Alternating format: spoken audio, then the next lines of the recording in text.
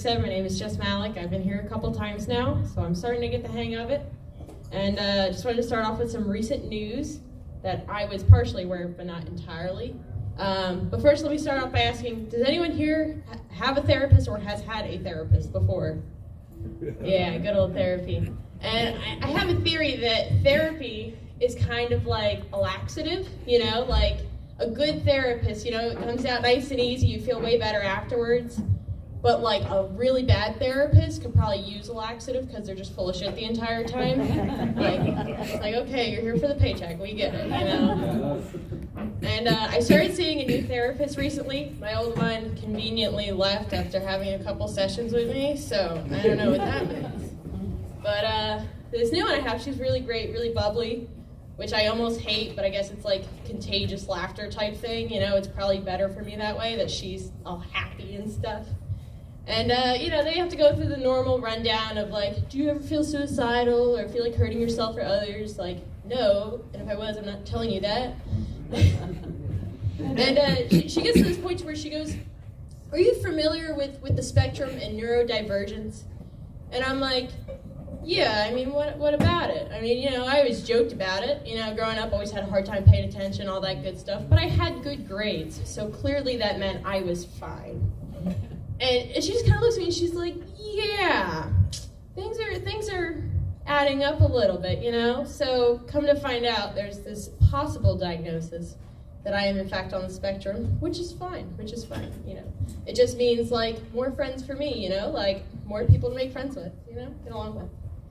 And so I feel like my experience in being on the spectrum is very similar to that of teenage boys and deodorant. Like everyone else in the room knows what's going on, but I was not aware. And, like I said, like growing up, I was a little quirky, so it's still kind of quirky now, so I guess some things don't change.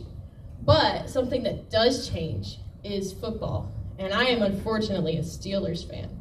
Rough season, not well. And it's really hard because normally as a Steelers fan I make fun of Eagles fans because we're the two Pennsylvania teams, battle for the state, not looking good. But we beat Brady.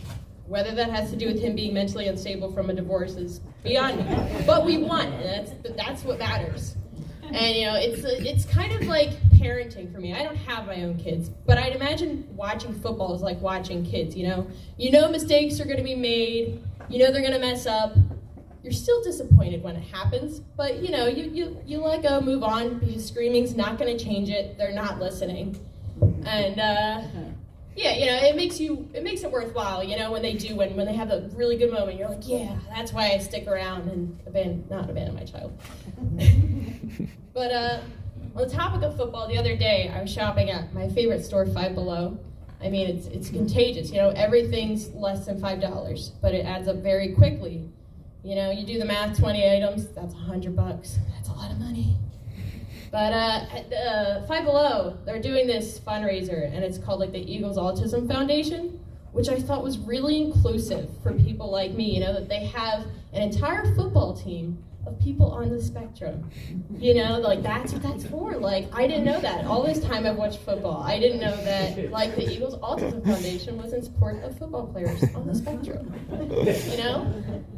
Now, before any Eagles fans do throw their drinks at me, I do want to say I have koozies with me today. They're $5 each with my little logo on them, and that'll help cushion you throwing your bottle at me, but it also supports a good cause, so they're over there.